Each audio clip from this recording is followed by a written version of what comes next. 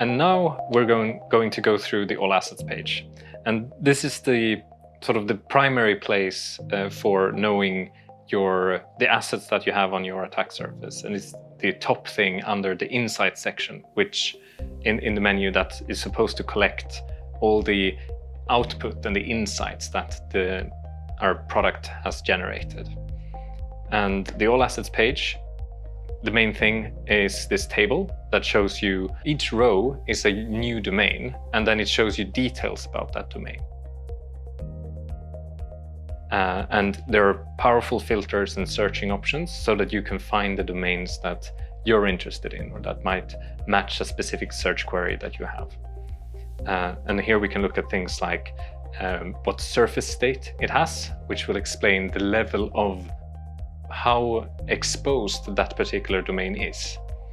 So here we can see a lot of domains that are considered open, which means we've found open ports for those domains, but we also classify domains as unreachable or inactive, say if it's a park domain. We'll also show you what vulnerabilities have been found on those specific domains. You can filter on the ports, which ports are open. We can show you what the DNS records those domains have, and when they were first found, as well as what methods they were found with. And when you find a domain that you want to dig into further, we can pick any of these, and if we jump into the domain, we come to the details page. That will show you what ports are open. We can look at what DNS records that domain has. We can look at what technologies we've been able to fingerprint on that specific domain. So in this case, it's blog detectifydemo.com. We can show you the IP addresses that this domain points to. And we can also list the vulnerabilities found on this. So the details page really summarizes all the different parts of that domain and tries to give you the full picture so that you can understand what it is and if there's anything you need to take action on. We can actually find the domains easier by using the root asset page sometimes. So this can help you find domains of interest. Like if we want to go into Detectify demo, we can click that and it will filter all the subdomains to that root, including the root, of course. Now I'm going to show you the IP address page. And here we will collect all the different IPs that you have on your attack surface. So like the domains that those IPs originate from.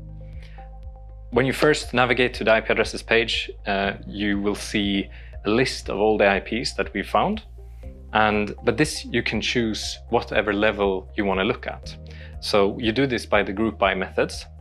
The first one that is selected by default is the IP address, which means each row will be a unique IP address, and you will see all information or meta information or metadata about that specific IP address. So such as if the IP is active right now, which means can we find it right now on your attack surface?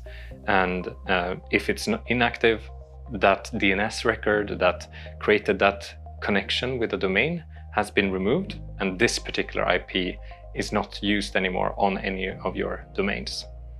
But we can see how many assets each of these IPs use, since multiple assets or multiple domains can use the same IPs. We'll show you provider, we'll show you ASN, we'll show you what country these are in. And of course, we both have IPv6 and IPv4 addresses here. Of course, the first scene will be there, and if the IP has disappeared, we will show you a date of when that disappeared. I'm going to dig a little bit more into the group by methods. There's other groups you can look at here, which will have the same type of data, but have a different vantage point. And the group by provider will show you all the different providers and whether those are used right now. So we can see that Cloudflare is the latest one added by looking at the date here. And we can see that Akamai is no longer used on your attack surface, but it was used 10 months ago, or it started being, we found it first 10 months ago, and then it disappeared 4 months ago.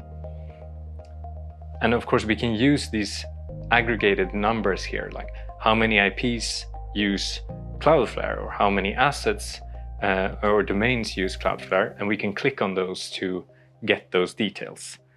So if I click on the IPs here, we will see those IPs that are using Cloudflare, and this we do on the group by none.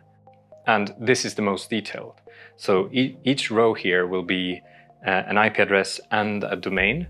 So you can see all that data straight away, and you can, if you want to find out what IPs a specific domain is using, you can filter on that and find all those details.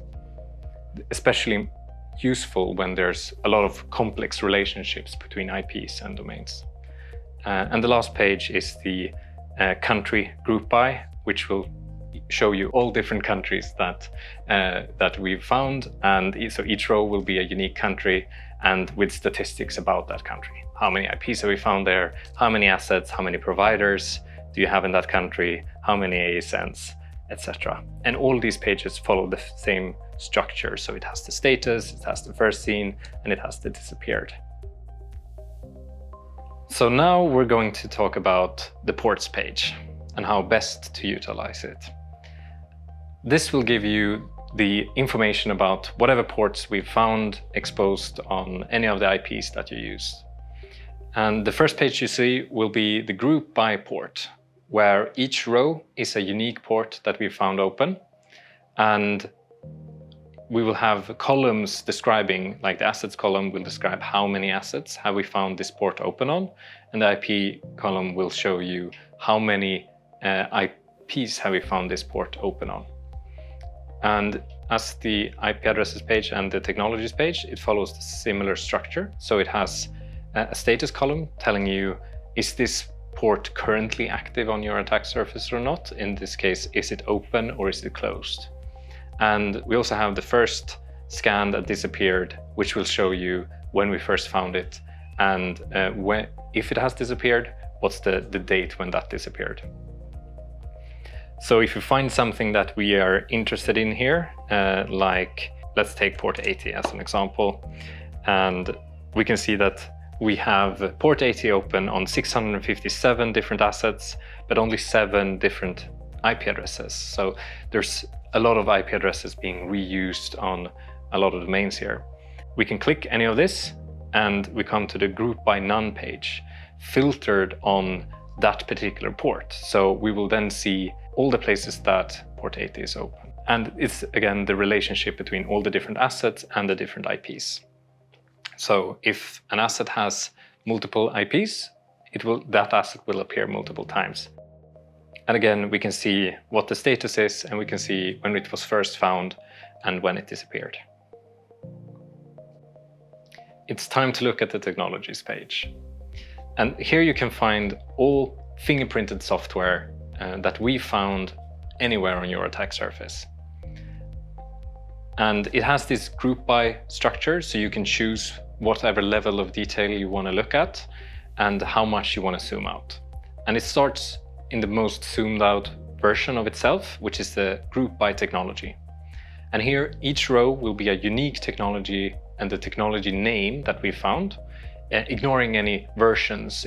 So if it's jQuery and you have multiple versions of jQuery, it will just show jQuery once, and then we will count how many times we found that particular technology in different versions and in different assets. So if we go down to jQuery, we can see jQuery has been found on 4 different assets, and we have different versions found for jQuery. And we can see that it's currently active on your attack surface, and we can click this and we can then see all the details. So we can see these are the different instances where jQuery has been found on the group by none page. Sometimes we haven't been able to fingerprint a version. It depends on how things have been set up on your end. And sometimes we're able to fingerprint it, like 1.11.3 here, but we also find 1.4.4 here. So there are some differences, some newer versions, some older versions. But we also have an intermediate step here, which is the group by version, which will show you then all the different technologies, but also all the different versions. So if we have jQuery, we can see the version directly, and if we sort on this column, we'll be able to see then jQuery. We have 3 different instances of jQuery, sometimes where we're not able to find the version, and sometimes where we are able to find the version. And we can see the distribution between those looking at the asset column.